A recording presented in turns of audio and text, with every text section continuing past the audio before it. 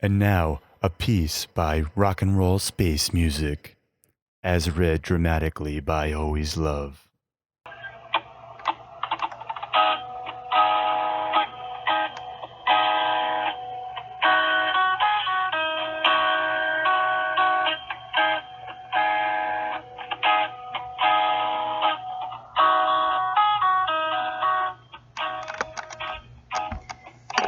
The sky like lake water, and the clouds like glaciers.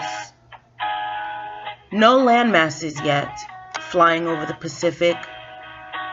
The sun is beneath the clouds, distant mountains in the dawning sky. Clouds of convoluted orange, white, and the shadow of impending night. I'm traveling to Hawaii to swim and eventually learn to surf. The sky from the plane window looks like water, like I'm actually looking down at a lake.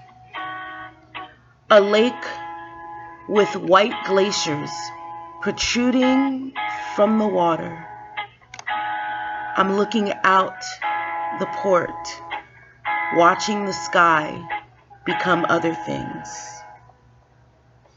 The sun's going down, and I see the horizon clouds, but they look like sparse trees atop a bank, preceding the sand of a desert. I look down, out of the port, past the wing with 3 jet engines, through the hole in the clouds, and I see the Pacific. It is the first time I appreciate.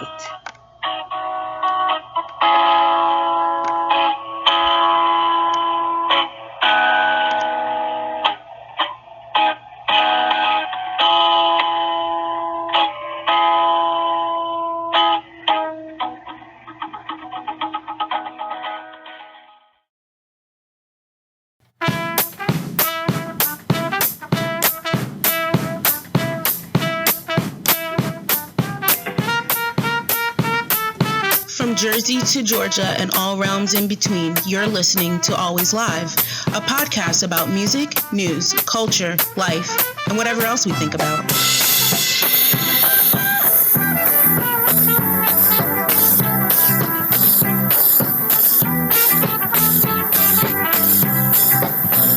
Hey! Hi, Jenny! Hey there! Hi there, Chad! How are you today? I'm doing just fantastic up in here. Fantastic. Oh, this is the first inaugural episode of Always Live podcast. But somehow I think that we've done this before. Have we now? I'm just really in two worlds. I should have turned down my phone. Turned my phone off. Okay, I'm focused on the podcast. How are you? Yeah. Sorry about that. It like, you get sucked in and then you go right back out again. Well, so yeah, we're trying to round up some guests. Yeah, we are, and they will be coming soon. But right now, I'm here. Uncle Jenny, what's good? What's up? Tell us about yourself. Who are you? Who am I? Why am I Skyping you? Why are you Skyping me? I don't know. I thought we were just hanging out. At least that's what I thought. Oh, yeah. Yeah, you're sitting here right next to me. I'm Jenny. I am, Uncle Jenny is my, name out there in the streets of New Jersey, the Union Hood. I'm originally from Jersey, but I currently live in Georgia.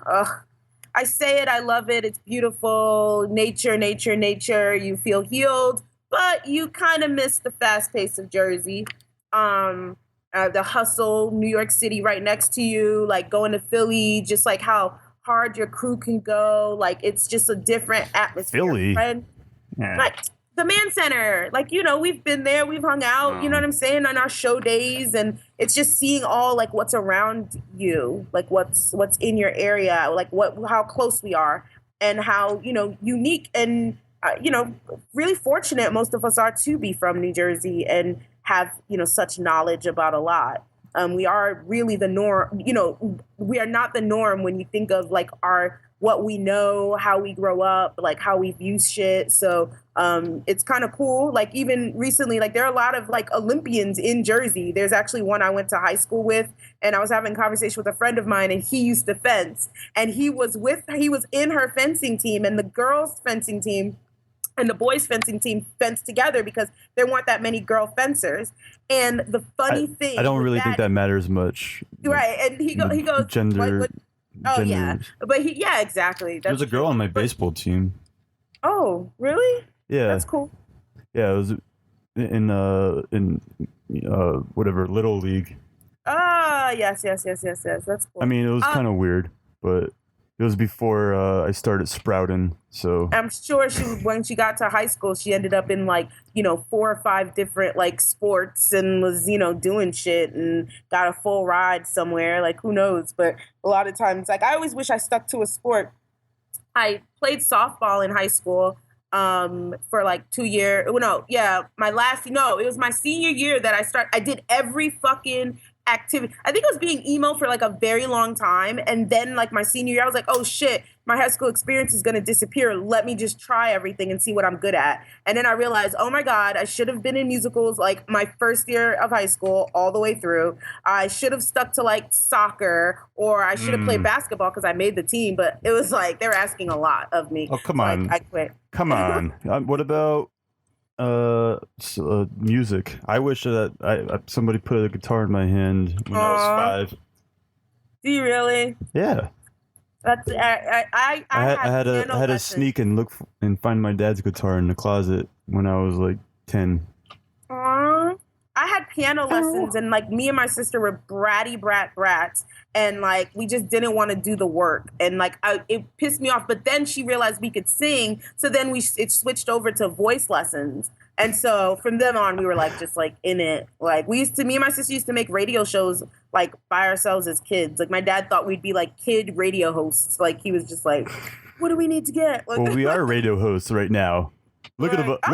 Look at that. We are radio hosts. This is the first episode, though. Look at us. So the first it's one. Not a bad thing that you didn't have a guitar in your hand. Yeah, I had to learn everything at 31 years old. Yeah. I played baseball for a while. I went to baseball camp, but who gives a shit about sports, really? I hate sports. There's never been anything in the history of the world that people care so much about that just doesn't matter. Can I say one thing? Who gives a shit?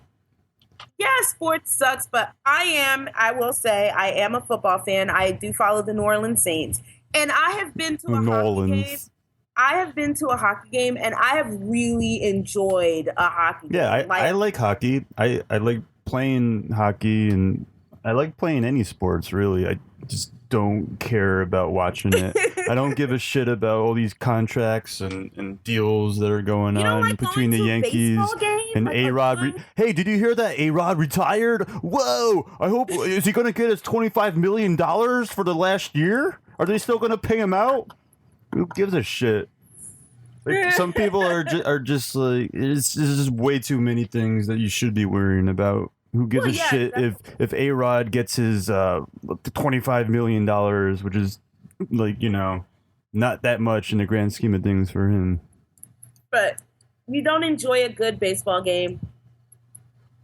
To watch it? No. No, like going to one? Not watching on TV. I could never sit and watch a baseball game on TV. It's not even worth it. What? Even in person? Like one a year or so. I don't know. I've been to a couple, and there's something very like comforting about them. Here's the only time I'll go to a baseball game is if my friends go and we go to the bleachers at Yankee Stadium, because that's when it gets kind of rowdy. Yeah. And then I'll drink a lot of beers and get rowdy with them. That's cool. All right. That's good. Those are good times. Baseball is boring as shit. Hockey is fun, though. I like the Devils. I've always been a Devils fan, but in the grand scheme of things, I really don't follow it. I don't care. Well, I grew up watching like the Mighty Ducks, so I was like a big fan. Yeah, you like my knuckle puck? Check out my knuckle puck. It's the best movie ever. I have all of them on DVD, and so like they, it was just those. That was a good one. Emilio. Joshua Jackson, and he was on Dawson's Creek, so it was like pretty awesome. It was just like it was a good show. Emilio. Not Becky. Not Becky. I'm mixing up hockey movies, but the girl, she ended. How many hockey movies are there? There's a lot. She ended up playing. She was in Freaks and Geeks. Like she ended up playing the girl in No, was it her? Yeah, it's her. No, yes, it is. I think. Anyway, I have to like do my research before I say stuff. But but yeah, that's like there are a lot of hockey movies out there. Like wait, like what? There was one. The Mighty Ducks 1, the Mighty Ducks 2, the Mighty Ducks 3. Are you serious? There was a hockey movie. Oh, Slapshot, starring Stephen Baldwin's I think brother. So. Yeah. That was and Slapshot 2. I never saw. You saw Slapshot? I've never seen that. You've seen it? They were on the WB. Like that's what you did. You watched the WB movies, and those would be one of the WB movies. Yeah, but every time I turn the Channel 11 movie, whenever I turn that one on, what was it? New York's movie station. Yeah, I think it was WYPX or whatever the hell it was. No, every time I turned it on, it was either Jaws, Terminator 2, or like. What else did they play a lot? They played Dirty Dancing. They did. Yeah. Hungry Eyes. It was the best movie ever. Every time. Yeah, or Cape Fear, I think they played once. And now we present the conclusion to Cape Fear. Starring Robert De Niro. That you remember your voice I just got thrusted back in time. It's so awesome. But I own those DVDs. Like a lot of those, like I was a big fan of Xena Warrior Princess, so like I have a couple of seasons. I didn't watch Hercules though. I wasn't about that life. Kevin Sorbo. Oh my God, yes. And Lucy Lawless. Kevin Sorbo, he sucks. he's like the worst guy in person. I don't know why. Oh my God. I just think that. Oh my God. Well, I think we're gonna. Oh, word. We're about to. We're there. I guess coming in. Oh, hold on. I'm responding. Do we have a guest? Yes. Yeah, we're not sticking to the script. Because we like when we feel loved and people want to join us. Yeah. So what are you doing, Engineer Jenny? I'm an engineer. Is that what we'll call me? That's exciting. Your call screener. Your Skype call screener. Yeah, that's what it is. I'm the engineer. Yes. I run the show. You do run the show. You make the show happen. The show doesn't happen without you. Oh, word. All right. Was that a false alarm? Oh. Nah, you do the technical stuff. I do all the personable stuff. Let's be real. So yeah. I'm bringing in. I hate people. Yeah, he hates people. It's okay. But then he realizes people love him. Yeah, after like 4 beers. What up? All right. Unreal. Let me add. Oh, that's how you do it. I'm like all excited. Hold on. Yeah, if there's one thing that pisses me off, it's Skype. It's really complicated. Whatever. Huh? Another. Hello. Hello. Hello. Oh, who's this? What's up? Who is this? You're our inaugural guest, mystery person. You have no face. You only have a little teeny tiny cone. It's like with a question mark in it. No, not a question mark, exclamation mark. I'm the mystery man. The mystery man. Well, hello, Mr. Mystery Man. You are here with us on Always Live, and we were just having a conversation on kind of like our upbringing? Was it like our influences? It was the introduction because this is our inaugural episode of the Always Live podcast. But as I was telling Jenny, I feel a little bit of deja vu. But this is the first time we've ever done this. So who are we speaking with right now? The mystery of Dell searching. With the echo on the background to make it more ominous.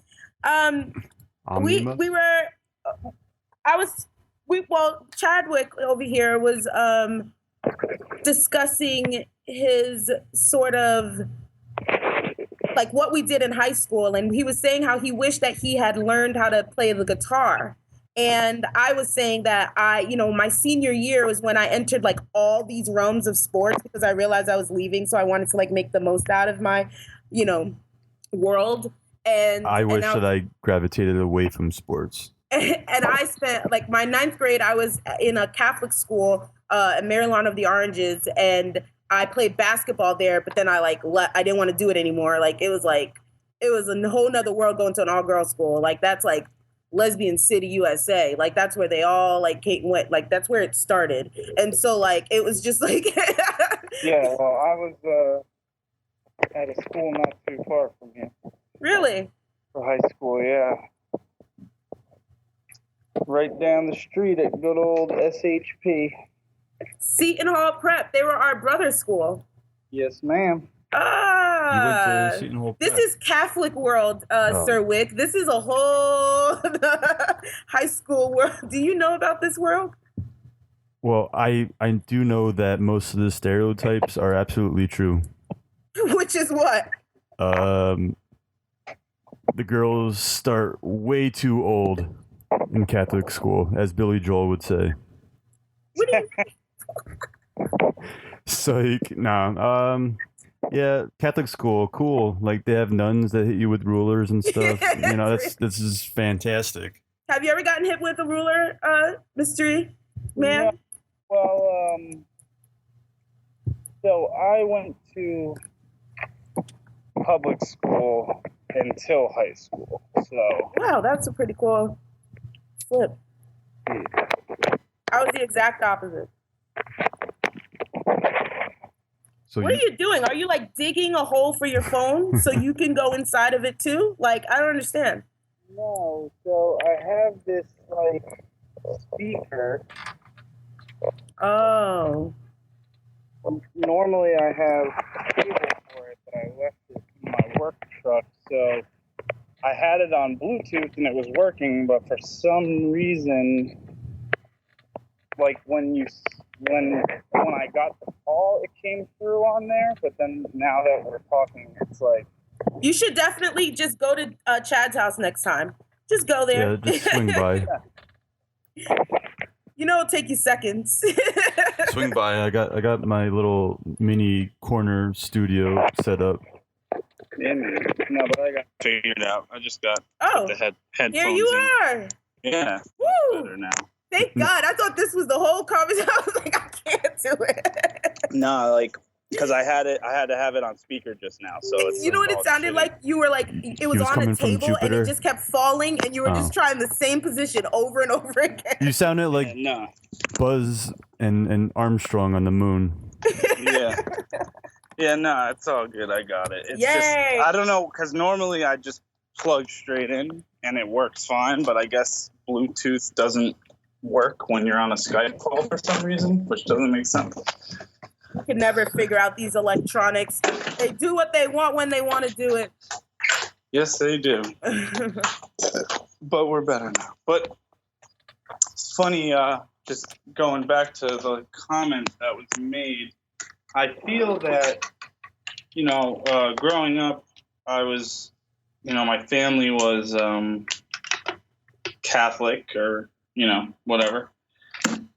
And I mean, I was never crazy into religion or anything like that. But, like up until high school, I definitely didn't think otherwise about it, And I think that, strangely enough, that going to a Catholic school actually made me question it and like whatever more. Yeah, I feel like sometimes it has like the adverse effect. It makes people kind of get away from all that. Well, because like in the high school, because it's a Catholic school, there we had theology class was like which is like religion basically. It was a mandatory class. All 4 years you had to take like religion class for the whole year. Mm-hmm. Where they basically just talk about the Bible, I guess, and whatever. But like, I feel like that kind of like contributed to me being like, wanting to figure shit out for myself and not necessarily, take it as it was. Yeah. As a person that never went to any religious school, well, at least not for my like regular education. I did go to Sunday school every Sunday because like I was brought up Presbyterian, but okay. I'm Protestant, but right now I completely rejected that, and I rejected it growing up, and I did not want to go, but my parents forced me. But if I was more assertive, I definitely would have skipped out every single day and just left. But unfortunately, I went through the whole thing. Like, we sat around at a table, talked about the Bible for a while, and you can tell like which ones were really into it. Like, this one guy, the guy with the bowl cut is like really into the Bible. Yeah. He and the glasses that makes his eyes look like cartoon character eyes. Yeah. And I mean, don't get me wrong. Like, I think on the surface, like the general things that come with, like morals and shit like that. Like, I definitely don't have a problem with at all. But I'm with you, man. As it goes deeper and deeper, that's where I just kind of delve off it. Yeah. But I'm with you. I went through the whole process from kindergarten all the way to ninth grade. And in 8th grade, you have to apply to high schools. So you'll get 3 choices, and then you get accepted to the Catholic high school of your choice. So then you go in, you take the test, whatever, you get in your classes and stuff. In 9th grade, I couldn't handle it.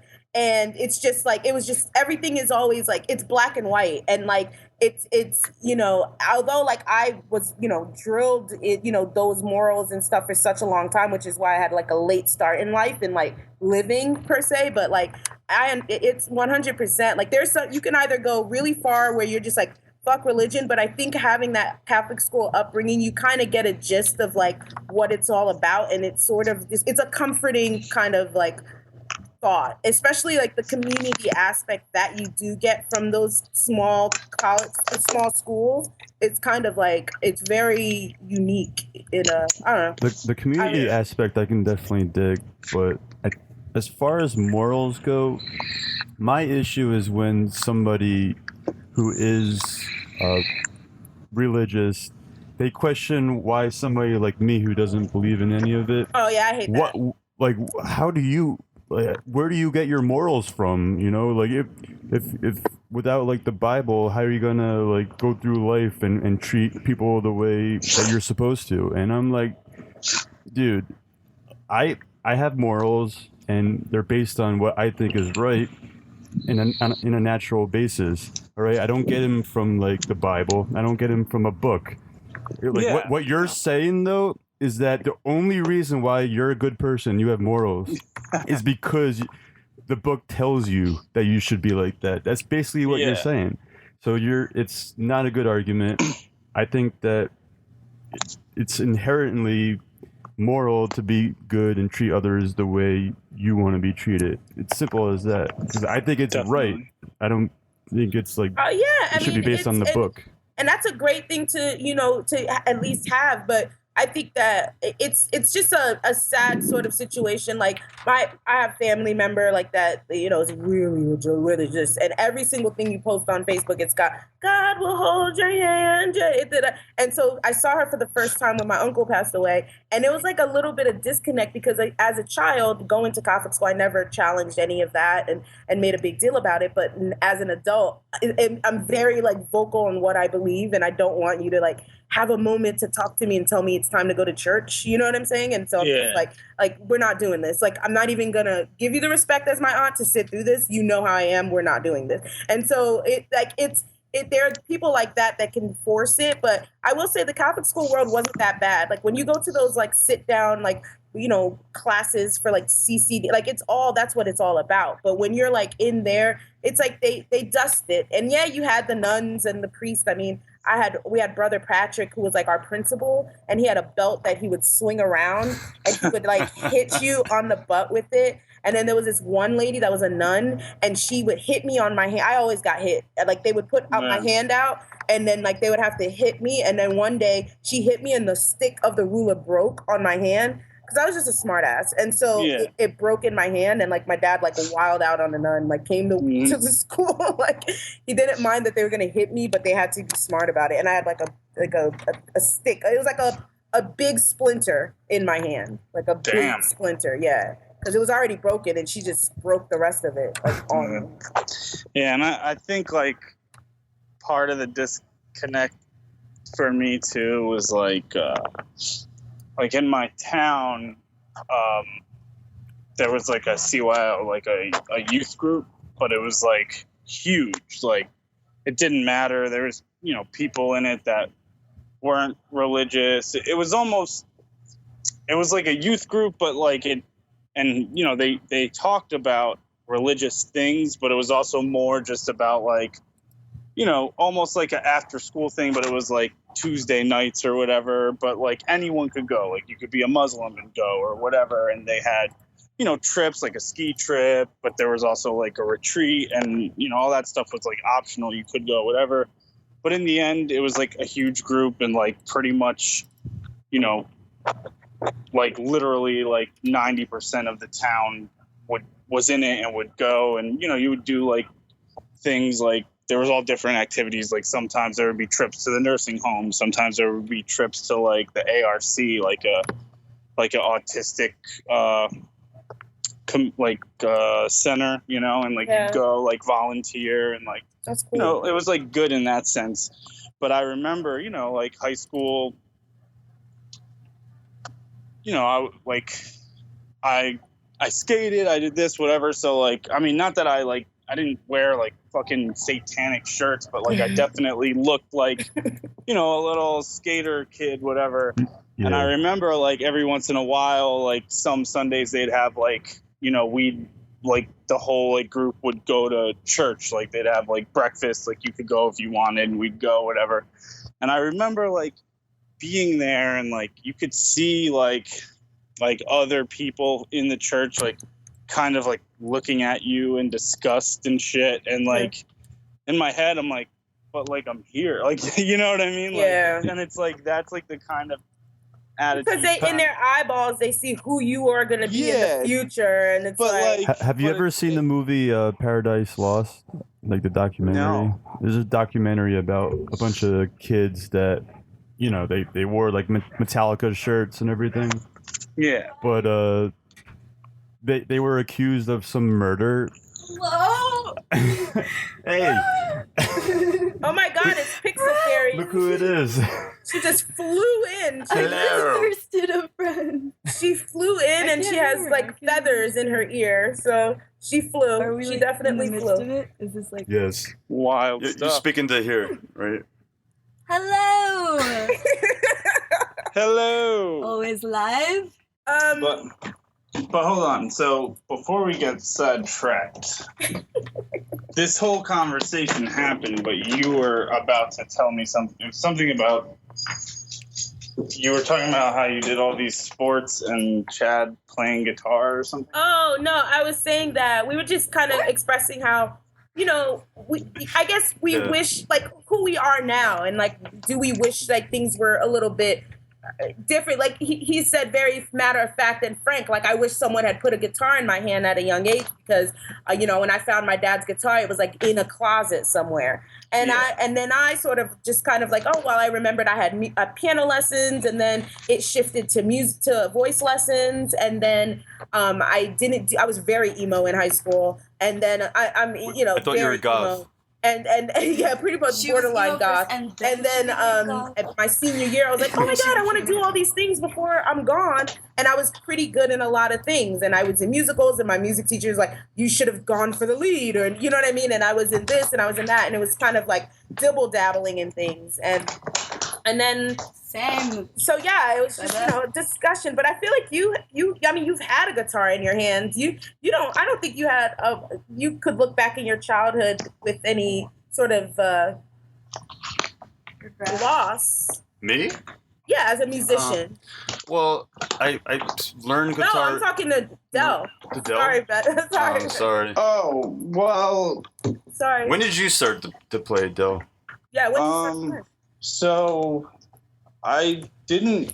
So I took piano lessons like when I was younger, from like I don't know, like kindergarten or first grade to like fifth grade, and I played.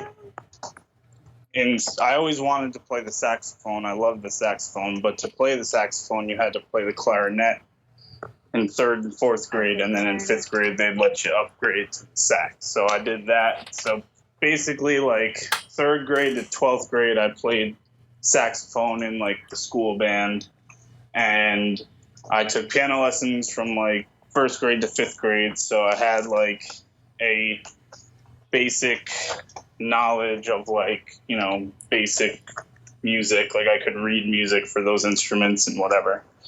And then like the end of my freshman year of high school, my Arnold was like starting a band, and I was like, I always liked reading and shit, so I would like write with like another kid we were friends with, and Arnold was like, oh, like those are cool lyrics, you should like sing in my band. So all of a sudden I was like a singer in a band, or at least pretended to be. And from that, Don't act like you were pretending. So that screamo shit was real. Yeah, so I started, singing in a band, and then I guess it was like either the end of my junior year or like sometime in my senior year, I bought like a cheap acoustic guitar, and I just started like playing, or like, trying. I didn't really care about playing guitar. I just more wanted to like write songs. So like I didn't know like chords or anything like that. I would just kind of like put my fingers on the strings, and if it like sounded all right, and I would write like, really simple whatever songs. And then that I did for probably like 2-3 years. And then I bought the guitar I have now, the Rickenbacker, when I really got into like certain bands, and I started like playing, and then I started playing guitar in the bands I was in, and Maddie kind of was like my teacher. Like he would just like jam with me and like show me little things and like whatever. And then like, so that was maybe like 4 or 5 years of like just dicking around on the guitar and like not really knowing anything. And then I was getting better and like writing more songs and whatever. And then like Chocolate Bread happened, and that's like, that was like when I really like started like learning how to like take, not that I wasn't taking it serious before, but I was like actually learning like, like correct like chord shapes and all that jazz. Yeah, I don't know much about your history, but I've seen my fair share of Chocolate Bread shows, and it definitely showed that that you were getting better at commanding the guitar. Serious? No, I don't mean that in a bad way. Say that. Huh? Look at the way you say that. What do you mean? No, it's true though. Do you remember the class that we had in college? Yeah, of course. Were you guys developing chocolate bread? Yeah, it was science. No, I think it was public speaking, wasn't it? No, it was what was it? Literature. Oh yeah. With Zamora, I remember. Was that when the chocolate bread? Together in college? Yeah. Yeah. Oh really? That's so nice. It was a long time ago. Maddie. So yeah, Really? so basically, all in all, around that. So like, all right, I was dicking around the guitar, or whatever. Then my band, I was going through bands, whatever. Another band broke up, and that's like when I was like, all right, like, Maddie was still with me playing guitar, but that, it was like me and him and Anthony, and I was like, all right, like, I need to start like writing songs like with guitar and like everything. So like that's when I bought the electric guitar, like probably freshman year of college-ish. And for like 2 years, when Maddie and I were both going to the same college, like we'd always have like the earliest class you could take. And then we'd always, like, our next class wouldn't be until like 12 or 1. So we'd always come back to my house, Puff the Magic Dragon, whatever. And we'd just like sit around and like he would show me like, chords and songs and like whatever. And like literally like that's like when I really started like kind of learning guitar, but I was still kind of doing my own thing.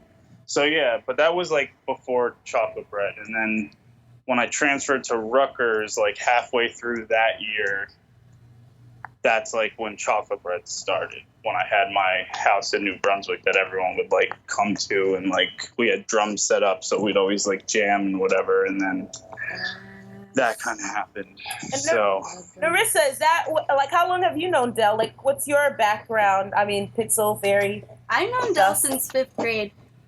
Yeah, we've known each other a very long time. Wow. The Knights of Columbus. Yeah, man. The Italian club. I was like the only Puerto Rican. You kind of look Italian, a little bit, sort of. I guess. Maybe, not really. Maybe. But I played the clarinet, and then I played the violin, and then I got Nice. ADD, and then I did art.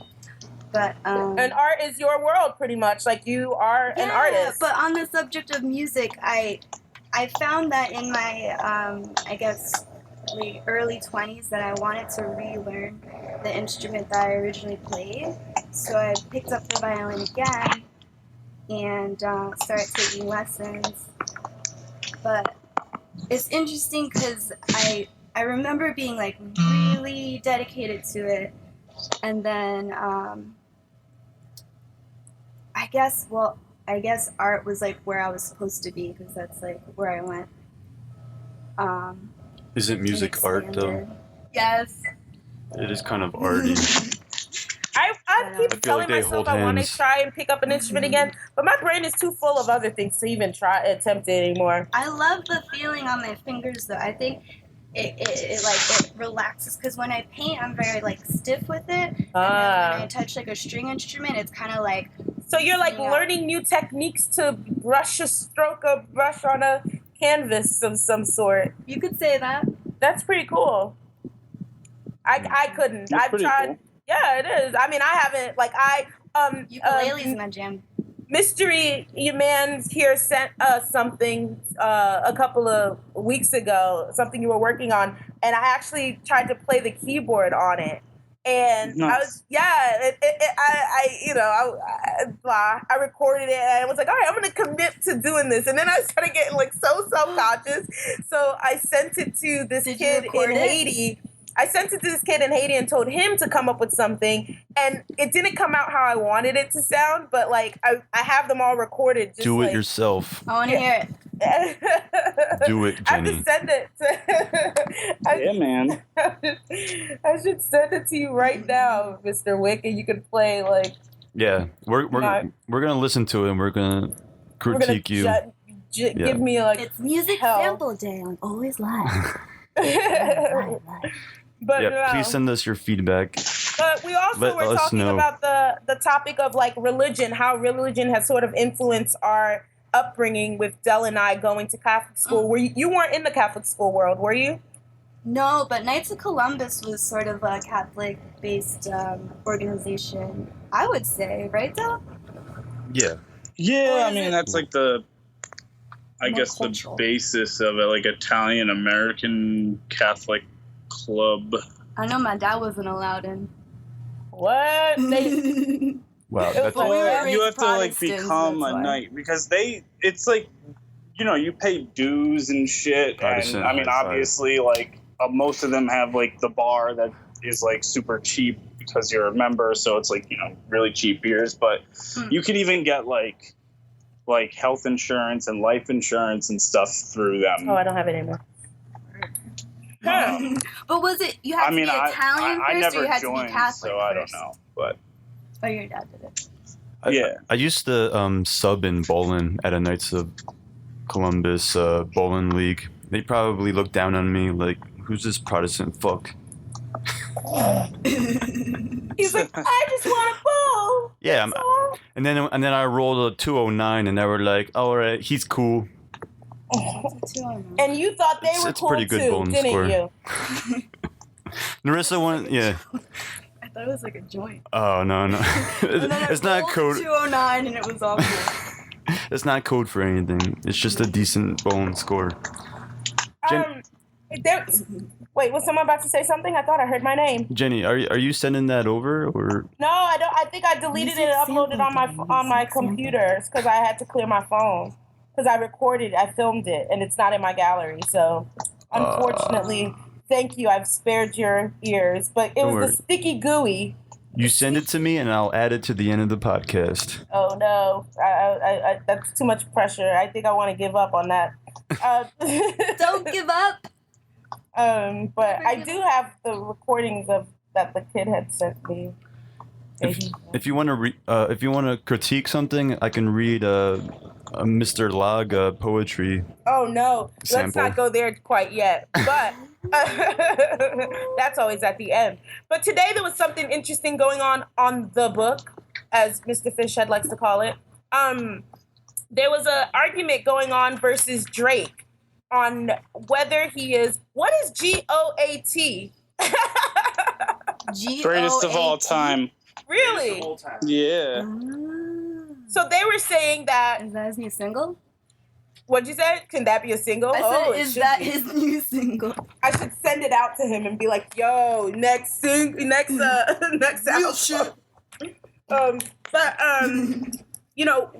Are you a fan of Drake, Pixel Fairy? Do you love the Drake? I am. I really am. And you know why? It's only because of the gifts. The gifts are so Gifts? universal. GIF or GIFT? Because I don't think he gives us any gifts, to be honest. They're just they're just great. I'm one of the haters. I don't think he's gifted at all. I'm one of those guys. And I was reading the comments and like you're getting no. He's Canadian, so he's mixed like me. all right. You're giving him a little bit of respect, but I don't see where any of his talent is warranted at all because I just don't see it. Well, it's more like he has. my brief description is I've done some research on his past and his story and stuff like that, and just based The off Mickey of, Mouse like, Club. No, it was the grassy Canadian version. It was more realer version of stuff. It wasn't like PG. Like they really went there if you watch the show. But he definitely, like, it wasn't like he grew up in a cookie cutter middle class world. Like it was definitely a little bit rough for him. Like he was like made fun of in school. Like he was kind of like a loner. He didn't have friends or people and stuff like that. So based off of like him coming out when he came out and listening to the stuff that I've heard, and like I never thought much of Drake. I was like, oh, who is he about? Okay, he's harmless, whatever. But like it was like a Drake bashing, and I was like, oh my God, let the kid do his thing. Like I didn't think he was that off in his music. Like he definitely came out not like anybody else, so he was thinking. And between the singing and the and the sound and the music and like just like how he puts things, his cadence. I think it's very thought out. I think the blend of the Hispanic culture, because he is a little bit Spanish, yeah. You want him to be Spanish? Sure, I don't know. he's Spanish. I mean, I think he's black and white. Like, I think it's that simple. Well, he's doing something. He's Canadian as fuck. Yeah, and Canadian. A Canadian white person is like a whole nother like spectrum. Maybe Rihanna people. like inserted in him, and then he was like. He wishes. They're dating. Are you dating? Oh, okay. So never mind. Yes. Damn, all the son. songs so much He got better. Rihanna. I've seen Rihanna live, and I could like be her best friend. You know what? That makes Drake that much better in my eyes because I love Rihanna. I can just watch her. I think it's just anytime. nice that they can like sing about what's going on with their relationship and like Do they? still be in a relationship. Yeah, and none of their songs are like pretty perfect. You know, it's like all like you're annoying Chains me, and I'm whips. annoying you. Like let's try this. Let's not try this. Like it's like real. It's like real. Who did she write that Chains and Whips song about? Oh, okay. I'm just curious. I thought you would know. You. It was all about you. But yeah, it was just a funny sort of like just like the hard gavel against poor little Drake there. I think there were more people deserving of that stance than Mr. Drake. Yeah, I mean, I don't know. I think people are like, I mean, well, if he really, I don't know what the deal is with that whole like him talking about challenging Eminem or whatever, but I mean, I just think that about that. I think he's an R&B artist that raps sometimes. Like I don't think he's like a rapper. Like I think he's more of like a songwriter, like R&B he's an type actor dude turned singer, and then that uses the technique of rap. You know? Yeah. But doesn't he portray himself as a rapper? Like he wants to rap battle Eminem. He had a beef with some dude. If he really said that, then whatever. The beef thing, I mean, I guess the guy was talking shit about him, so like I'm not saying that he doesn't rap. I think what I respect about him is that like he doesn't rap about like it's not like he's trying to be like a gangster, you know what I mean? Yeah. Like, he is what he is.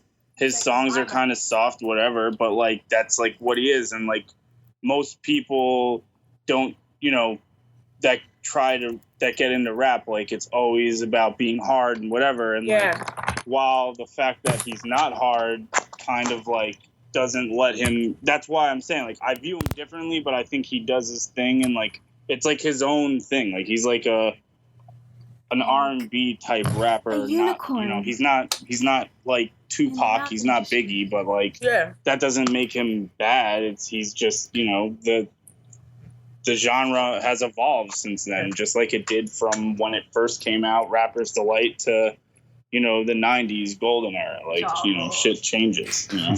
Yeah. White lightning. Narissa just said that Ja Rule is worthy of praise. Wait, Ja Rule. I said Ja Rule, and then I said White Lightning. Fuck him and Ashanti, bamboozling us with their music. Ashanti. They have these like weird ways, and all of a sudden you're loving it, and then you're like, what the fuck am I listening to right now? Why am I singing these words? Like, no. I mean, I give Cisco more props because his music was the shit. I don't give a fuck what anybody said. Yo, Enter the Dragon was my jam. Yo, that was fun shit.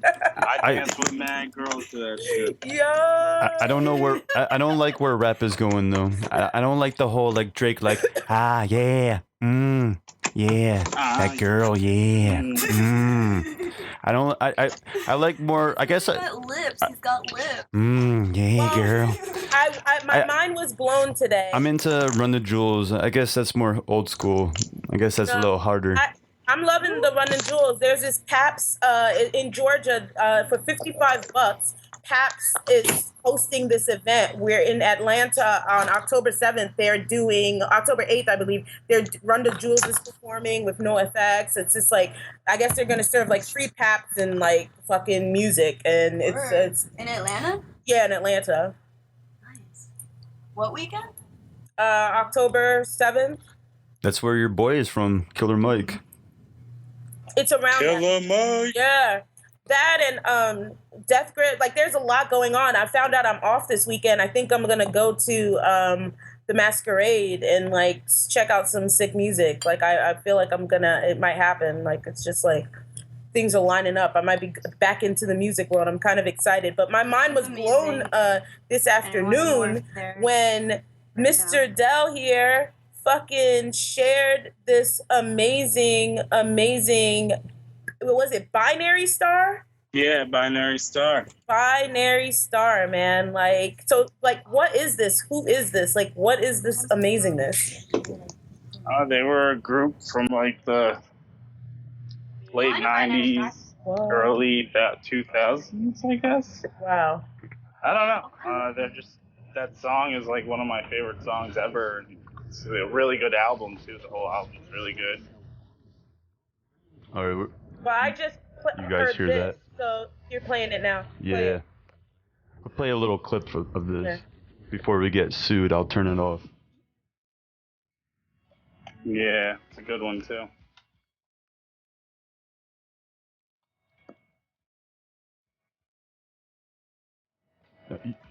You tried to play this sample, Jenny?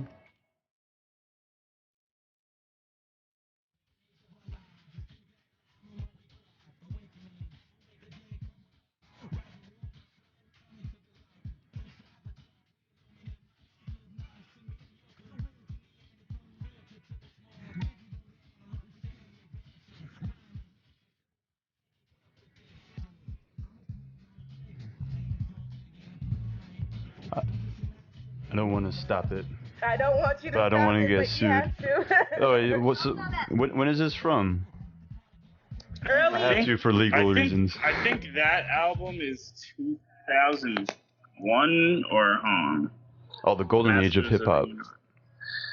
It's a little after that, I think. Hold on, I'll tell. It might even be 98 though. I could be totally, because I mean I got into them a while ago now, but like after the fact, like I didn't. Oh, it's 1999.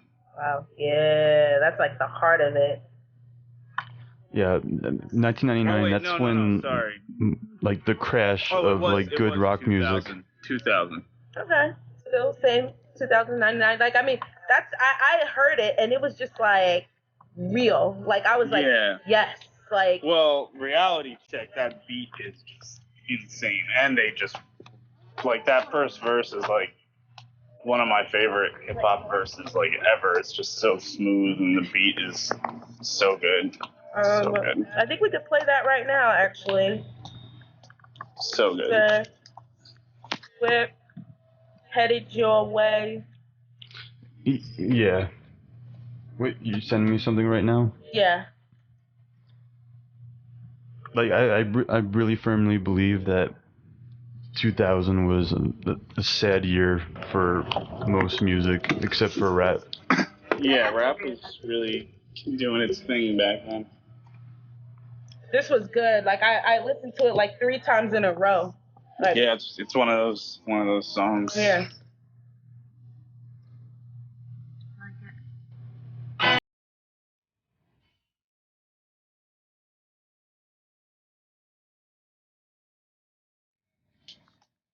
This kind of reminds me of Mad Villainy a little bit.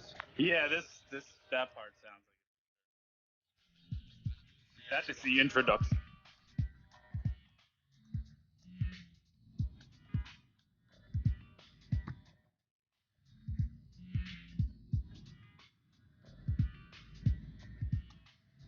I might have to mute my phone so I can spit this shit. No, you have to spit it right here. We have to hear it. We have to hear it. You can't do that. That's how it works.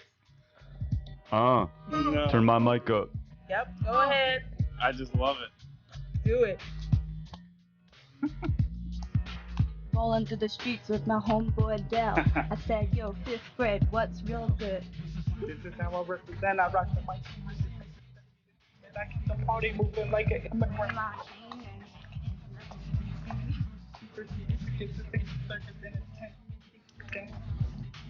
Supposed to be an integer. fortune. I wanna make music and hit the lottery. Fortunately, my music can no more.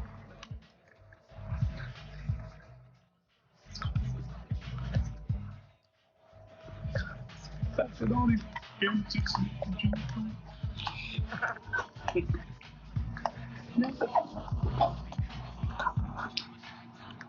All right, I'm starting to get nervous. 2001. Yeah, it's just. It's dope, man. It's dope. That's my music for tonight at work. Like that's what I'm going to be listening to the whole time. Like I'm like, yes, like I needed something, and it came in the form of magic that is music. That's my theme song for today. You know, sometimes you just need a little something to keep That was you beautiful, going Uncle forward. I dig it. But yeah, I mean, where are we right now, guys? You said it perfectly. You said you had a deja vu moment, but you haven't done this before. That's where I'm at. I'm literally in that world at this moment. Yeah, it was mostly just a joke, but You can't joke with me. I believe everything I hear. We're gonna make this episode the first one because we just did a shit ton of practicing. Yeah. No, I mean I'm happy with this crew that came together so effortlessly quickly. It was pretty awesome. Yeah. We were gonna do it in one direction, but it just went in another. That's Not life. really. It came together exactly the way it was supposed to because we were all in the same frequencies at the same time. Yes, flying feathers, guitars, bike rides. We're in all of it right now at this moment. Yeah. Where was I going? We were talking about. You want to read some poetry? You and this poetry. Today's episode was really about like Always Love and like how it started and what it was all about. And we kind of started reminiscing about how you and I, Chad, got together, which was a question that was asked to me recently. And it was the first time I've ever really had to say it. But how would you say our story is as far as where we are today with Always Love? With the way that we started before Always Love, I would say that we have done experiments in the past that have proven how we can really hustle and get shit done in a like seemingly impossible time crunch. So yeah. Do you want to tell the story? I'm so distracted right now. Sorry. No, but so that website, what was it called? Genero or some website was hold contests and they ask people to make videos for popular bands or not so popular bands, whatever. So Steve McQueen by M83 was in one of those contests, and we decided to do it with 7 days left in the contest. Yeah. Or something like that. So sport. I mean, we sent it in the night of, like, I think midnight was our deadline, and you sent it in at 11:56 or something. It was like really crazy. Yeah, and we realized that like with my work schedule, it was going to be impossible to film it. So I worked at a public storage at the time, and sometimes you're the only person working, and you have to walk around the property and clean everything up and whatever, and go to the bank. So you had to close the office and put up a sign that says I'll return in 20 minutes or whatever it is. But our actors came, you brought them there, Jenny. Yeah. And I got all the work done that I needed to, and then we left and we drove like a half hour to the filming location, and we were gone for like 3 hours filming. Oh shit, so you just left the sign up and Yeah, and luckily my district manager didn't show up, nor did any customers complain. That's awesome. We filmed it, we got it done, and I came back. I started editing it there. There. On the laptop. On the laptop there, like just like okay. It was really good times too. We ended up going to Ringwood. We had them jump off the cliff. Like we filmed that, which was Who like were the actors? Mr. Kirschenbaum and his girl. Nice. Yeah. I'll show you that video. Like we it was pretty real. We were really. Yeah, it was on a no budget thing. We used our phones and I mean, technically I got paid for it because I was on the clock, but you know, we didn't get picked ultimately. And the winner was like the production on the winner was like just like soul crushing because it was like really good. I mean, I didn't particularly like the video that one, but I mean, I think ours could have been better if we had like a crew and everything.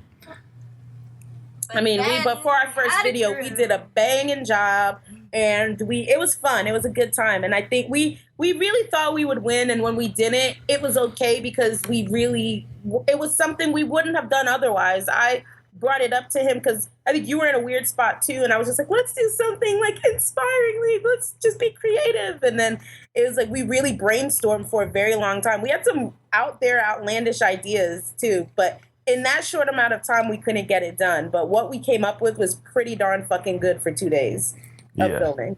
Yeah, the person that brainstormed with us too dropped out right away. They're like, this isn't gonna happen. we had to pick up his slack. So I don't know. It was just a good thing. And then I think after my experience at Bonnaroo 2012, I kind of came back wanting to do more, feeling like my purpose on earth is I survived, so I should try to make my days count for something, and I can't but at the same time, I was going through like a mental breakdown and like a barrier of breakdown of worlds where I didn't quite understand what was happening as I was in it, as I'm inducing myself with heroin, and I don't know what's happening, and then what the funny thing is, we met. I always love. I can't hear her at all. She's completely mute. I said, but you were coming out of it when we met. Yeah, well, that was my window, but you're so impatient. So it's just. And then, funnily enough, as great as this trifecta plus one quadruple, whatever, we met in the basement of Mystery of Dell here. Mr. Mystery Man. We were in his basement. He had this chill, fucking magical music vibe day of gatherings in his. Dell had just gotten back from California. Yeah. I had just gotten back from California. In the creep cave. In the creep cave. And Dell's like, I have somebody that you need to meet. You need to meet this girl. You don't understand. You need to meet her. I'm having a secret basement show. You have to talk into the mic because you are not being heard. I'm having a secret basement show at this day, on this hour. I think it was a Monday. Yeah, it was a Monday. It was a Monday. I'm sure it was a Monday. Yeah, it was the first time I'd seen all of my people, like all of our crew, like together in a very long time, which was very emotionally like beautiful for me. But also, like here's Pixel Fairy here running around, like on the ground, like with peace signs and like being a pixel and being a pixel and like materializing behind huge sunflowers. I love those sunflowers. Those sunflowers are pretty bomb. Like I was like, oh my god, where are we? And she just flutters around. That's when we knew, Jen. That's when our hands touched and sparked, and we're like, yeah, we had a premonition, and we saw the future at the same time. And we're like, came out. Oh my god, you're real. And so began, the process of starting our own. So transpired Always Love. Like Always Love was like birthed in that base, in that cave. Moment. In the cave, Always Love was birthed, and many things are born here. It was born in you, and then you brought it to Union. And then it came out of the ground. Well, me and Mystery Man here, we spoke a lot during his time in Cali. So if grateful to all the heavens that I have a friend like this, but while you're sort of like in a broken state of mind or you're going through your shit, and you have someone that's like really living life in a sense, but they're, talking to you and, dialoguing and futures and dreams and stuff. It was like, I think our friendship was always cementedly like strong, like you were family. We knew that, but when you went to Cali, it was just like on another level. Because I mean, I support any music that he comes up, anything that he yes, Yeah, man. But as Pixel Fairy is singing into the mic, just be mindful we can't hear you, so you're gonna whatever you say, you have to California. Oh yeah. Is that Tupac? California, here we come. Phantom Planet. Tis my On the next stereo, move, everyone. Tis my listen next as we move. go. Gotta get it to the show. I thought that was Tupac. Oh. California. Phantom Planet is the only planet. Can I be the curly-haired guy? I really want to be the curly-haired guy. From what? From OC? Not from Phantom Planet, from OC. Yes. OC Seth? Yeah, Seth. That is me. I wanted to date Seth, so yeah, I mean. I'm definitely Seth. But I'm also Summer. Really? I would have gone. I'm so sorry. I don't get what's going on. Let's strive for Seth. Me either. In this moment, I am Seth. It's a TV show, guys. It's like, didn't you? No, I know what you're talking about. I never actually saw it. No, I know, but I don't know anything about it. I've never heard of it. What's happening? We entered like a teeny bopper phase, and like we were talking about like our favorite shows growing up, and like I mean, it was like with like the Dawson's Creeks and the other stuff. It was like good That was time. my jam, though. That was my jam. But yeah, what did you guys watch? Like Big Bag Beetleborgs? Wrestling. I didn't. I watch wrestling. Yeah, I mean, I watched wrestling when I was younger, but I didn't watch much TV like middle school, high school. We were the lucky ones that were really actually good for an played artist. outside. Right? Yeah, I guess. I don't know. I mean, like. Not watching TV is so conducive for art. No, but like Pardon? RD. I'm trying to think. I just like, yeah, like I was out a lot, but I'm trying to think of like, I mean, I started watching like You were. Dexter and stuff You like were that hanging one. with Like, Now I'm going to like a flashback. You were hanging with the bad kids at the Kwame parking lot, smoking Yeah. stoves, wearing a chain. Wait, okay. yeah, running around It's Jennifer. causing mischief. I'm sorry, what's wrong? Yeah, Hopping from car to car. I think no TV is good for people. You're the young. It's good okay. for your development. I watched too much as a kid. It stunted my growth. So yeah, what was that? That's why you're like. Yeah, What stunts your that's growth? why I'm mildly retarded. What television watching is. Oh why yeah, he is I mean, I watched a lot of TV, but I was always in like my family would be around a lot, so I was always in adult conversations. Like I was hearing shit that's popping off, like the next drama and all that stuff. Plus I'm Haitian, so you know, shit be on some other level. With One that. Tree Hill. So that's like my favorite show of all time, and I got to meet the whole entire cast. Tell us all about the FaceTime my videos phone. you edited about One Tree Hill. I want to see I them. used to edit videos, and they got a lot of views on YouTube. And they Yeah, she was a still- YouTube star. Yes, I am. Like on the 200,000 views like range like level. Okay, so like I edited these, and you would enter like YouTube competitions for like your One Tree Hill videos via forums and stuff, and people would vote for them. And I have a lot of medals. If you look in my thing, I've won a lot of awards. You got like 10,000 views in one time. You're a star. Yep, that's when they asked me to put advertisement on my videos. I was like, oh shit, we on that level now? Okay. But then I was like, oh, this is happening too fast. I don't think I could commit. You should have seen. I downloaded every single You episode. punched out, and you could have had a lucrative career in One Tree Hill editing, or you could have started editing together some Dawson Creek's videos. I almost did. I actually got into that, and then I was gonna do. You could have edited together some OC videos. Be rolling back on her DVD royalties. But yeah, it's okay. But then we met Narissa, and we've done a couple of things. We've You guys were there for the Jersey City cleanup as well. Yeah, you were part of that. All right, cool. I mean, we still have that wall that was painted for us by Felipe from Canada, who we met at Bonnaroo, who came for our Always Love Day and did this sick-ass wall mural for us. And we have to transfer that to the garden. So we need to have a ceremony of sorts. That's what. Yeah. So on our Always Love Day, we had the guy painting the mural. But where is that right now?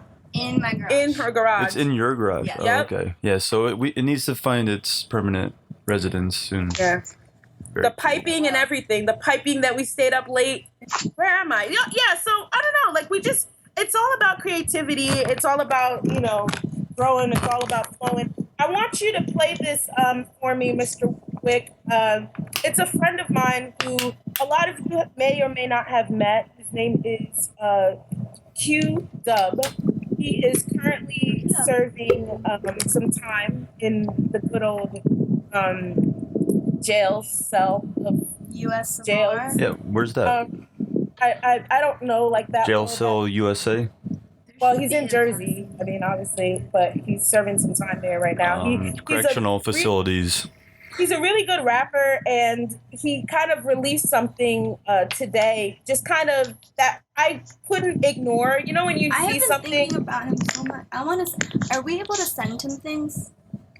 Yeah, you could definitely. I can get you his information and stuff. Anything that's not sharp or explosive. Is he in New Jersey or? Yeah, he's in New Jersey. Rahway?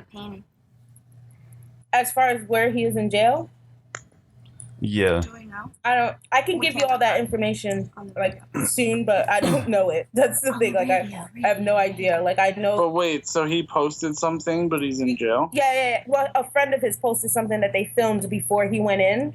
Oh. Okay. Yeah, and so like I have some of his like music out. Like he's pretty good. But if you want to play it right now, Chad, it was just something that he said today, which was I don't know. It kind of It's like not working.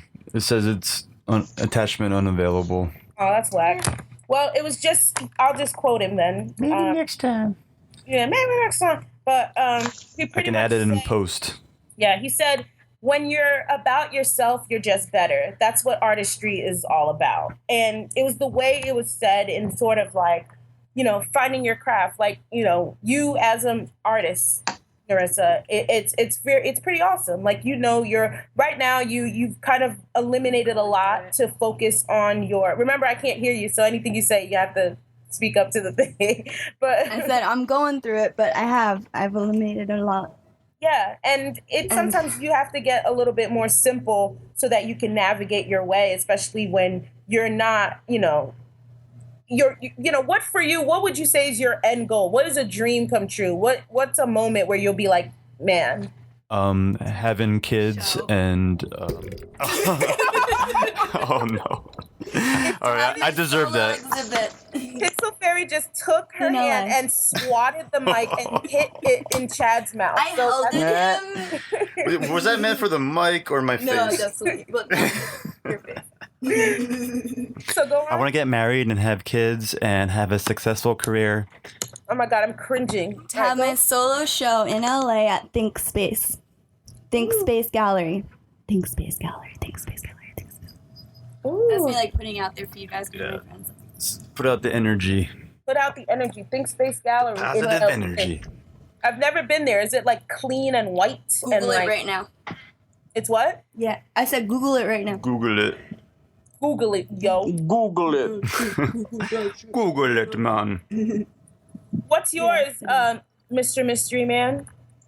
I'd like to have the ability to just record at will and put out some records on vinyl. Or some vinyls on record. Space. Space. And I'd also like to say a studio space. Like bouncing off you that. can't change it. Well, that's the ultimate event, but then like a living space, like that's like priceless. Yeah. I feel you, girl. And what about you, Mr. Wick? I want to strike a balance between doing what I love and making that money, making all that money. You feel me?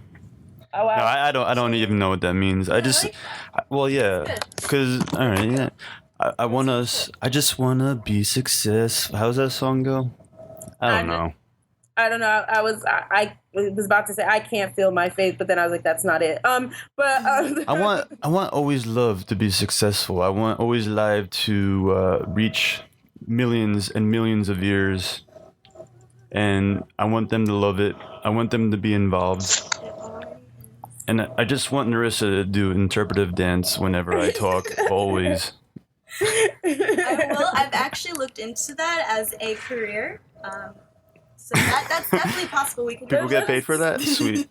I think we have the same exact visuals. I have the same exact views. I just want people to hear. I just want people to like understand our message and just like, you know, we're just spreading being yourself. We're just spreading like reach for your goals. We're just trying to help other people. I feel like our event itself was like a very good indication. How it was made, how it was put together was really about community and aspect at its finest. Not only did we have our friends like help us to break the stuff down, but they also, you know, helped us to create like, you know, amazing Ben Kelly, who does sound and lighting for Machine Live. We met at all the chocolate bread shows. Like we just became like chill peoples. And when I asked him and told him I needed his help, he was like, word, I got you. And he did it for us. And, you know, people and friends and, you know, musicians and just like and watching it come together and like having a moment of creative expression with no explanation, but yet still somehow it made sense to some people. And it was just like a good moment to sort of like create and see, could I put something together very nice? Could I make something that production wise looked really good? And now as a business, and how do I make this work? And organization. It's been, you know, it's not just because for the money. For me, I would like someone to think that, enter Mr. Wick, but I think for me, it's just keeping that vision and that message and that visual alive and hoping that knowing that we'll definitely get there because we haven't given up. And we're just being ourselves and we're figuring it out and we're going through our things. And 1 minute we think we got this, let's fly. And then we're like, oh shit, I ain't got no wings. Damn, son. Like they didn't even grow, the feathers ain't grow yet. I thought they grew. My life is just one big dark room. And I'm just trying to navigate it. All right. But it you know, I think the primary ingredient is organization, and we have that. So let's fly. Well, I mean, we'll fly when we're supposed to fly. Ducks fly together, but at the same time... Oh, you bringing it back? I'm bringing back The Mighty Ducks, the greatest movie. Don't want to see my knuckle puck? I want to see my knuckle puck. It's knuckle puck time. Clean knuckle puck time. Don't hate. The best part was when his knuckle puck fails at the end, and he just gets checked into the ice. Keenan, yes, it was Keenan. And, Keenan. Poor Keenan. That was a good ass. That's my favorite. Was the third. Don't hate. Appreciate it. Don't you have a kid movie? What's your favorite kid movie? Goonies. What? The Goonies. The Goonies. Oh, the Goonies. When they go on that like cave exploration, and the Asian kid, that was me. I have a soft spot in my heart for Little Giants. Little Giants. Remember that? So good. Yes. That's up there, dog. That's up there. With Al Bundy. There's so many good ones. I don't even know if I could think of one right now. Like The those Sandlot. two are both great. That's Sandlot. great. Yes. I like Indiana Jones. I like Hook. Hook is good, but Hook is a little bit older. Right? Yeah, I guess. Yo, that was the truth. Anything that Robin Williams is in is the truth. Yeah, I love Mrs. Doubtfire. Oh yes, yes, definitely. Mrs. Doubtfire it's one of those. Like, Mrs. Doubtfire was the first movie I went to. I guess that was like adult and oriented because a lot of people would start laughing in the audience, and I was too young to really know what they were laughing at. So it was just one of those moments where my first movie. What was my first? My first movie was 10 Things I Hate About You. No, it wasn't. Oh. Was it really? At the movie theater, I believe that. I believe so. My sister has every ticket stub. Well, I wish she saw that. I'll tell you what one of my favorite movies was growing up, and then I will tell you there's so many, but quite possibly the best line ever in a movie as well. So, Grease, growing This up, is the was my word. jam. Yes! That was my car's name. R.I.P. my car. But I named the it. best line in that movie, and quite possibly ever, I doubt anyone would ever think of this unless I say it, but they're at the prom, right? And the principal's up there, he's talking, he's like, you know, blah, blah, blah, ride L high, blah, you know, he's like, he's like, I want to thank, the student council for the lovely decorations. And then one of the T-Birds goes, let's hear it for the toilet paper. It's the best part ever. The That's toilet it. paper. Oh, actually, Heavyweights. That's like my jam. I don't know if I don't think I've ever seen that. Heavyweights, yeah. No. I don't think I've seen that. Really? Who's in it? Ben Stiller. He's like the crazy camp counselor. I wasn't allowed to watch Ben Stiller movies for like a period No, but of it's not a Ben Stiller movie. There It was like like a kid. good It's like a bunch chunk of time where I could it's a not bunch of watch Ben kids. Stiller. They go to like a camp, and it's like supposed to be a fat camp or something, but like it's not. Like it's just like fun, and then they get like Wait. bought out by Is that when Ben he's Stiller, and is he's that when like he's a this soccer crazy player? fitness guy, and he's like takes all the fun out of the camp. But like I don't know. Yeah, I saw Kenan it. Thompson's in that too. It's such a good movie. Heavyweights. I remember that. It's one of those like hidden. I remember that movie. Oh, Yeah, I remember it. I didn't see it though. They hide like candy and salamis and shit in like the bed, and Ben Stiller finds it, and he's like, Yeah, Ben Stiller was such an asshole, and he was like deli meat. Yeah, like it's just Ben Stiller playing Ben Stiller in the worst way, but towards kids, and just like it's honestly it's like the lead up to his character in Dodgeball. Okay, Yeah. so this is for Dell right here. This little clip. Happy Simcox and Eugene Selsley and Timothy for their beautiful decoration. Yeah, it's so good. that sounds. Well, okay, this actually is going back a little bit. I don't Grease know, reminds me of it's some not- people we graduated with. It's not a movie, and like I didn't watch TV too much when I was like middle school, high school, but when I was younger, my grandmother watched Nick at Night like all the time. So I loved like I Love Lucy and Happy Days Yo. and the Yeah. Munsters. Yes. Yeah. Like I watched the that Monsters. that was my shit. I used to watch that with Fantasy Island with my 21 Yeah. Jump Street. Don't hate. That was like before. No, I watched that too. My sister. That was when my sister had a crush on Johnny Depp. Now Yeah. it's just my mom that has a crush on him. Well, Johnny Depp is an abuser, so I don't know. But anyway, Oh hell no! that's the story. I love him Don't and tell I me want that. to be him at the same time. What are you gonna say next? John Lennon was an abuser too? Like, come on. No, I'm just saying the story that's out in the social media Well, he world is, of though. entertainment. Wait, what's going on? I missed that. Well, apparently, so he like tried to like bring his dog from like Australia has these rules where you're not allowed to bring dogs, and him and his wife were trying to smuggle their dog into Australia because that's how they preserve like their sort of like agriculture and stuff is by not like receiving certain like goods and things enter their world. Like live And Yeah. so- and so they smuggled, and it became a huge thing. And so the dog had to go back, and like they had to read this like apology online about, the dog that they, weren't supposed to bring in. And like a few months later, she's sporting like a black eye in front of on a family gathering thing while he was promoting the last movie that just came out that he did.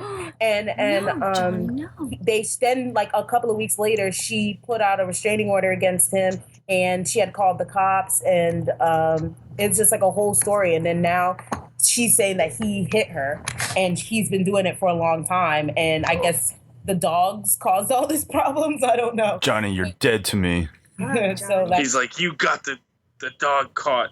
Yeah, I'm sure maybe that's what shit popped. Like they had to do a public apology, and it was the most awkward public apology of all time. And like it was just like you could see like his face and like her face, and like it was just a lot. That's crazy. Yeah. And so like it was like the stories was coming out like, oh, how he pretty much like his daughter was saying like that wasn't true. Like it was just like everyone talking, but it kind of died as quickly as it came. And I don't know. It just ended kind of like with them. And hold on here, Mr. Wick, you could play this. It's only a minute, so you can hear like the situation, but it's pretty like weird. It's like you the way it's filmed is very off and like very kind of like what is it? Kidnapped. Is it his apology? Yeah, it's an apology. Why did they even have to make a public apology? It's like Australian law, right? Because they were gonna go to jail. Like this is like some like they were forced. They weren't supposed to do this. Like this is like well, no, that's like super serious. Like even get out of there.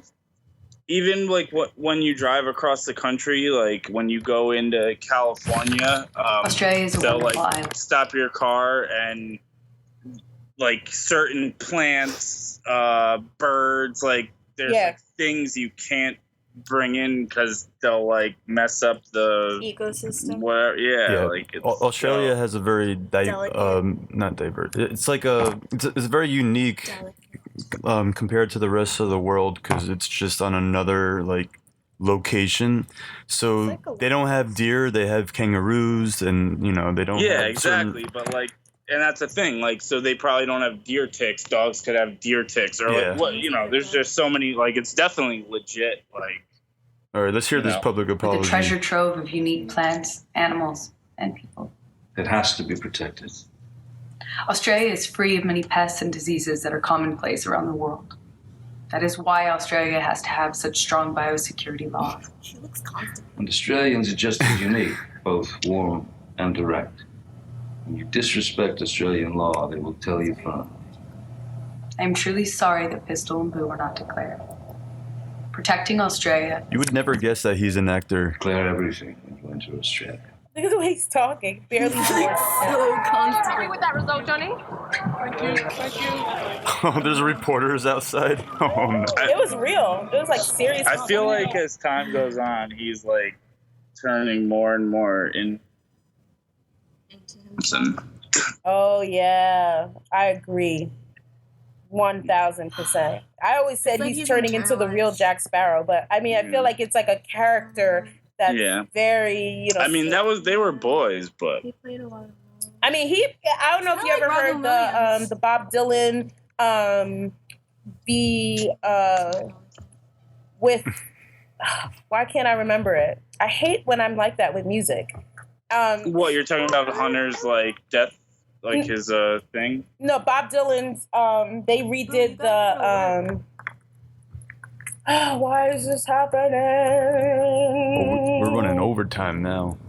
Yeah, are we? Well, him. Whatchamacallit from My Morning Jacket. Yimmy Yames. Are you talking about Woody Guthrie? Woody Guthrie. Like the song book. Like. Yeah, the books. Yeah, they redid the.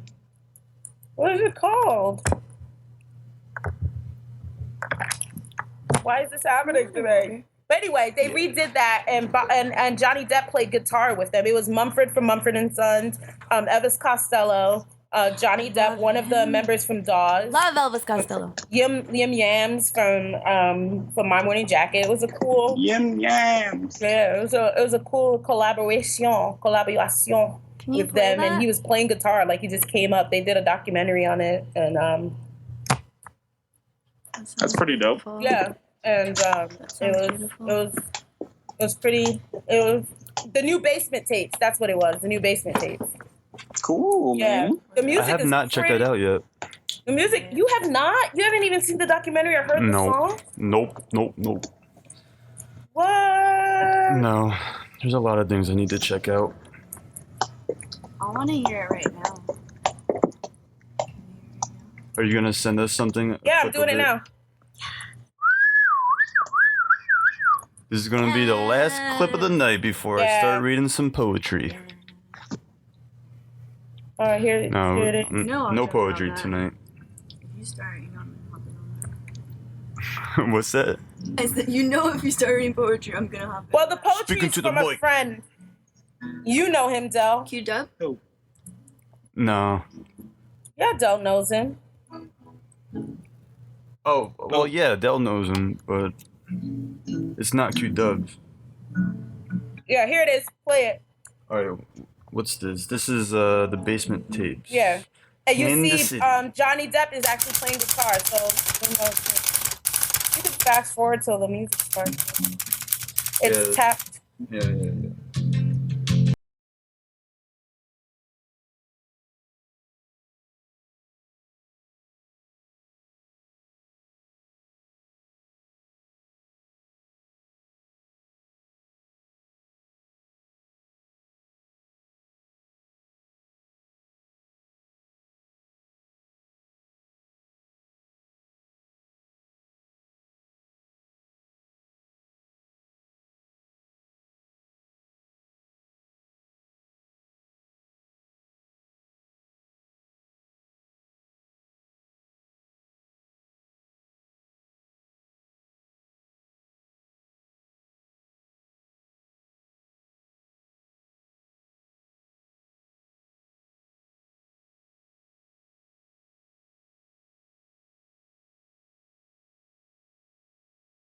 Is they had all the lyrics to these songs, and then they created the music for them, the lyrics. So, All right, so they built the music they around have the lyrics. one song with Jim James that's like pretty Jim James-esque and like amazing as fuck, and it was just like a really good. They made a documentary about it and just how they put it together, and you sort of saw like as artists their insecurities come out, and like here's Marcus Mumford doing his thing and Jim James doing his thing, and they're kind of like in awe of Jim James, and Marcus Mumford's like really taking this seriously, and he's like, why did they even ask him to be a part? It's just like a whole sort of like inside of the world of artists and these kind of notable artists doing, Bob Dylan music with, Elvis Costello and this like not record producer, but this guy that owns a studio that so many people have come and recorded music in, and like the documentary was on Showtime, I believe, and it was just really good. Like it was a really good insight into just the music world on a true deeper meaning, not on a Drake meaning, but like level, but like on that heart and soul, on that Del Shy music level. So. Collab. What you got against Drake? He's a great guy. I love me a little Drake here and there. Sometimes you just want to listen to something, but today I will be listening to Binary Star. Is that what it's called? Binary Star? Yep. Man, I am in. I am like needed. I am like very happy to have received that gift. So, Mystery Man, thank you very much for your music sharing and Sharon is Karen. Are you closing us out with some tunes? Play a little tune. Oh yeah. Where's my ukulele? I'll play you a song. Play us a song. Play us a song, boy. Play us a song, will ya? You want it? I want it. It's a cover song. Of who? I'm really gonna play it. It's short. Go. It's by Mac DeMarco. Yes. Gap Tooth Demon. The man, the myth, the legend. Laid back as fuck.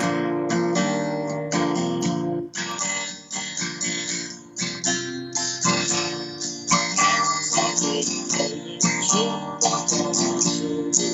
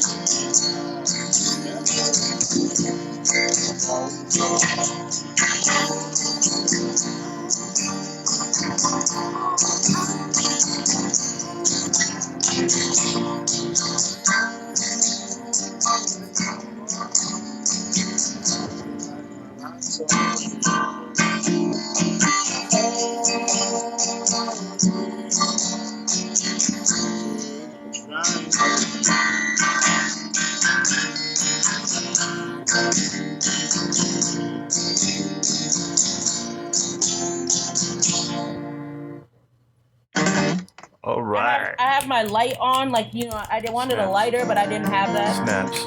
But we couldn't hear it that well. We couldn't hear any vocals, but we could hear your music. But next time, you have to bring your guitar to Mr. Wick's command center so that we can definitely hear you. Yeah, man. It's okay. Mac DeMarco it's hard to hear his vocals anyway. Yeah, exactly. I don't know who Mark DeMarco is, so that's why I was Mark DeMarco. Google Check it. I will. Show me the picture. Google it. Google it. Google him and show me the picture. I will definitely check that out. I've been Great listening to googly a lot of moogly. recommendations. Now I'm a new Death Grips fan, like I told everyone last week, so I'm waiting on my record. I see footage. I stay noted. Mr. Wick said he's gonna give me the record, so I'm waiting for that. And then I did? Yep. Chad, I have this record that I want to let you borrow because I think you're gonna like really, really, really like it. Come by with it next week. Yeah, let me know. So we'll do a record exchange for a podcast. So exchange We're gonna records. pod and play some music. Yeah, pod and play. I like it. We'll do that. A pod and play. Interesting. All right. On that note, I could sit here and talk to you guys for hours on end. If you guys would love to continue, you can. Unfortunately, I have to go and work for the man. And so on that note, I shall say it's been great as always. This was our first inaugural episode. Is that what you would say? With some very key people. Unfortunately, we did not have, Joe Mike Hunt, but we'll definitely reconvene and maybe have like a music battle. Who knows? We should have a rap battle. fun. Rap battling. Oh, rap battle. Yo, That's when kill the all dirty y'all. niggles, when we eventually can get them, hopefully. Killer Get them Narissa. soon. Killarissa. Y'all don't even know yet. Killarissa. Delia knows a little bit. Y'all don't even I know. know yet. Oh, I know. I mean, Jenny knows a little bit too. I heard something, so when I seen footage. It's in me. When you come out, your shit is gone. It's all in me. Baby. No, Then naturally. Oh, that's singing. That's not rapping. that was a Yeah. disco song. All right, we out. Disco. All right, well, on that set, 06 motherfuckers, I'm out this bitch. Peace. Oh, 5. Founded in 2014 by 3 friends, Always Love was created to aid young adults through the quarter-life crisis. By hosting community cleanups, music, and artistic events, Always Love's mission is to inspire others to make positive change and bring different forms of creativity as a part of their daily lives. Thanks for listening to our Always Live podcast. Oh my God!